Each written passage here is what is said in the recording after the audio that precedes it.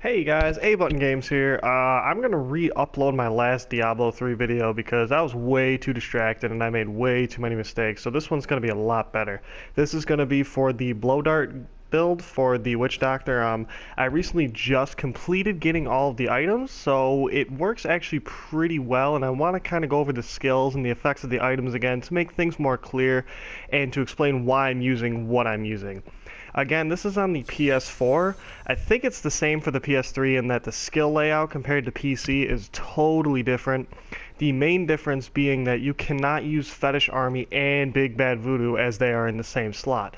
Whereas on the PC, I think Fetish Army would be 4, the key 4, and then I think Big Bad Voodoo is right click, which just seems ridiculously overpowered.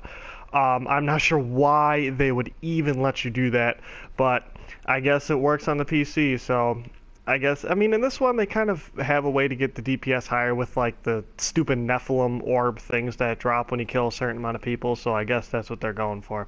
So first thing, I'll go over what the build does. The idea here is that you want the poison dart build, and the idea is that you want your fetishes to be able to shoot darts as quickly as possible and pierce enemies and just run through hallways and groups of people. It's super effective and it does a lot of damage. The regular fetishes I think seem to do a little bit more damage when they attack, but these ones that are spitting the poison darts will easily clear out like just rooms of people really quickly, and it'll allow the melee fetishes to get up front and attack maybe a boss or something like that who might be in the middle of a bunch of guys. So first off, I have the Starmetal Kukri. This is a pretty badass dagger. It's almost needed for every Witch Doctor build. The effect reduced the cooldown of Fetish Army Big Bad Voodoo by 1 second each time your fetishes deal damage. That effect doesn't really make sense because it should be reduce the cooldown of Fetish Army or Big Bad Voodoo by 1 second. Again, I think this is just a direct translation from the PC item. You cannot have Fetish Army and Big Bad Voodoo on at the same time. Just does not work that way on PS4 or PS3 for that matter, I don't think. The next one I have is, this is an interesting one, this Bell of Transcendence. This one has the effect that allows you to summon a Fetish Sycophant whenever you hit someone with a Mana Spender. This will allow you to free up a passive skill, because you will no longer need to use this, Fetish Sycophants. When you hit an enemy with your spells, you have a 15% chance to summon a dagger-wielding fetish by your side for 60 seconds. This is only a 15% chance, whereas this is a 100% chance, and it's if you use Haunt or Spirit Barrage, I think it is, you could just get up to 15 super quickly. So I took that off, and now I'm basically just using the 25% additional damage to enemies within 20 yards. This one, Swampland Atonement, I can read. You and your pets gain 120 physical poison, fire, and cold resistance for every enemy within 20 yards. This is really good for the higher rifts. So your Pierce the Veil, all of your damage is increased by 20%, but your mana costs are increased by 30. This is almost needed for this build, for almost any build, but since the main damage dealer is going to be your primary skill, it doesn't use any mana anyway, so this will basically increase your damage by 20%, and the result doesn't really hurt you at all because the mana cost, there is no mana cost. And then this Zombie Handler, we can have 1 additional zombie dog summon at one time. Life for zombie dogs are increased by 20%. This one I'm probably going to switch out for something else. I had a build recently that used zombie dogs. It was ridiculous. I used the Roger Stone, I think it was, and my zombie dog would just run around, and I stacked it on all my items, and he did over 1 billion damage. It was a hell of a lot of fun. But I don't think I need that one anymore. So I'm thinking that maybe Fierce Loyalty would be pretty good for the movement speed. Let's see here. When you deal damage to Corpse Bite, Firebomb, Plague Toads, Poison Darts, your mana regeneration, that could be good because that could kind of offset the other one. Damage to zombie dogs or instrument, that's not necessary. Reduce the cooldown of the following, that's not really that, it doesn't affect me at all. So I'll have to kind of look and see which one of these things I want. I'm not really sure which one I want to go to. I mean, this one, of course, Jungle Fortitude would be good. But for right now, I think we're just going to leave this on until I can figure out what I want. Maybe Grave Injustice might be the way to go.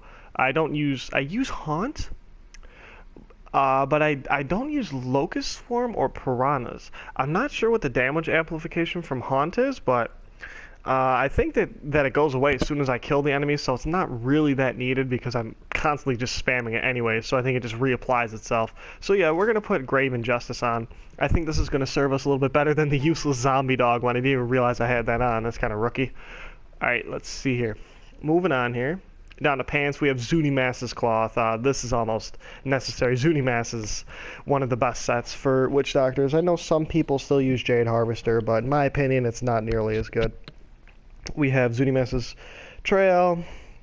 In here, I think I have a couple bottomless potions. I have a whole shit ton of these. If anyone needs any, just let me know. I have Zunimass's Pox, and this has Simplicity Strength. Now, this is one of the first things needed for this build. Increases the damage of primary skills by 29%.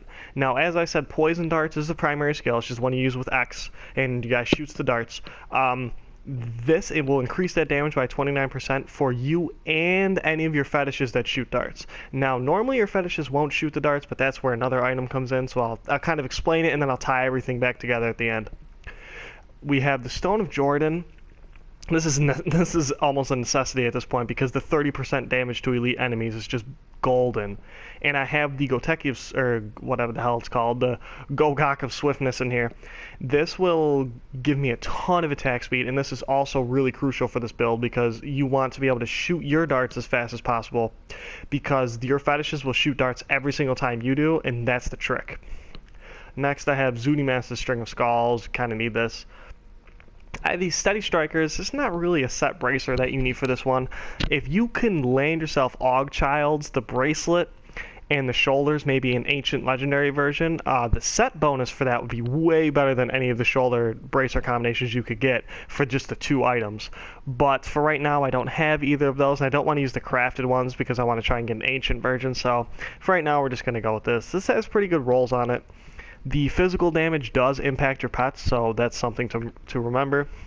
This one is nothing special, just that it has perfect crit chance at 10. I'm working on getting the critical hit damage up to 100.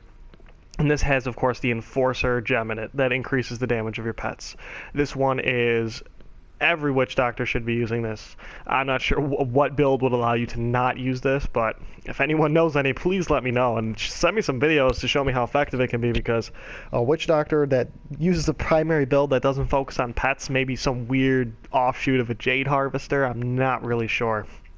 And the helmet, of course, is Carnival. This is needed for this build. This is the #1 item next to the dagger I'm going to show you that is needed for this build. The 5 closest fetishes to you will shoot a powerful poison dart every time you do. So that's why the attack speed is so important, because every time you shoot a dart, they will. So you want that super high attack speed. And on top of that, one thing to mention is that in poison dart, splinters does not count. It does for just the first shot. So if you shoot 3 darts, they will not each shoot 3 darts. It's not how it works. Something to keep in mind there. And then Zunimass's chest and Profane Pauldrons. Nothing special about these either. Now, what you really need is the dagger. I want to say it's the Dagger of Darts or something like that. Yeah, Dagger of Darts right here. You need this power. This is your poison darts and your fetish's poison darts will now pierce. That is like majorly key because that allows you to just run through groups of people. Because every time you shoot, your darts will pierce and your fetish's darts will pierce, and they just do ridiculous damage.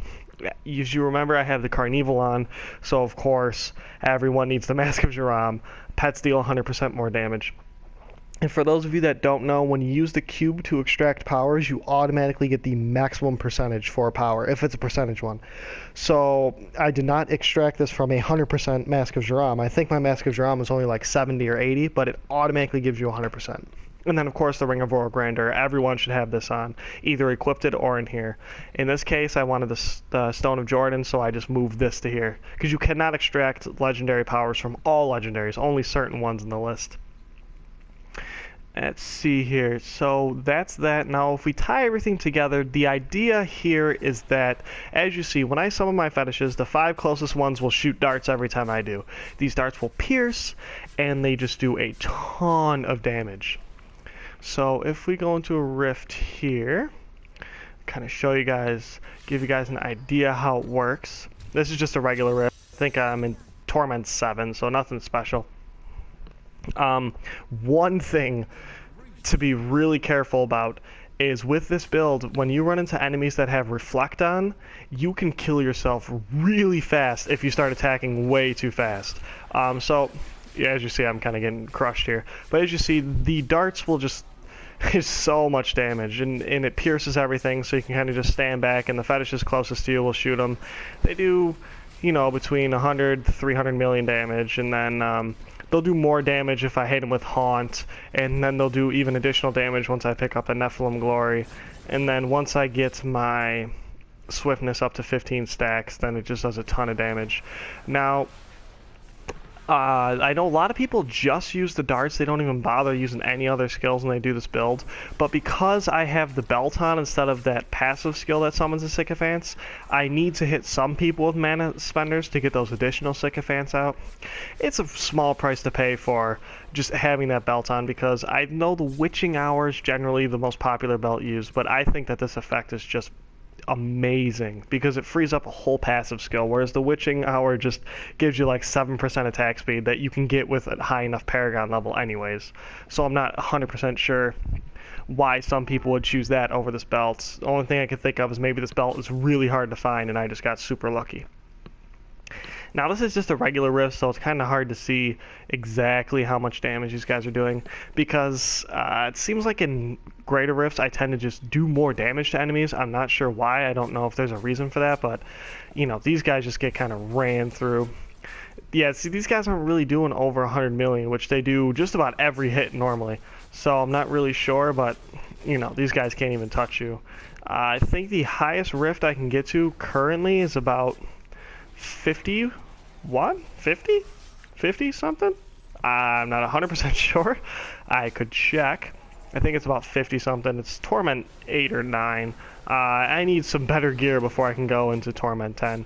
But that's the idea there. I'm going to go back to town here so I can talk a little bit about Paragon levels before this video is over. So for Paragon levels, intelligence and movement speed is kind of a must. Intelligence is going to put up your damage by a crap ton. Movement speed, it's always good to have that max on every class. For this one, you always want to get the critical hit damage first. Critical hit damage impacts your pets and you, so that's a must. And so does attack speed, so attack speed would be secondary. You want to try and get attack speed as high as possible. For this one is completely up to you. If you're dying too much, put more into resist, life, or armor. If you're okay, but you just need your life to come back faster, obviously life regeneration per second is the way to go. I know a lot of people do resist all and either armor or life, so that's kind of what I'm going for, splitting it up here. And then this, life on hit. These ones don't really matter. You could go for a weird cooldown build if you want to go for, or a weird resource cost build if you want to go for that, but like I said, mana spenders aren't really the primary damage dealer here. They're only good for slowing people down, summoning the sycophants, or even getting... or applying the debuffs to people that are from Haunt or Piranhas or Locust Swarm, whatever your skill of choice is. And then area damage.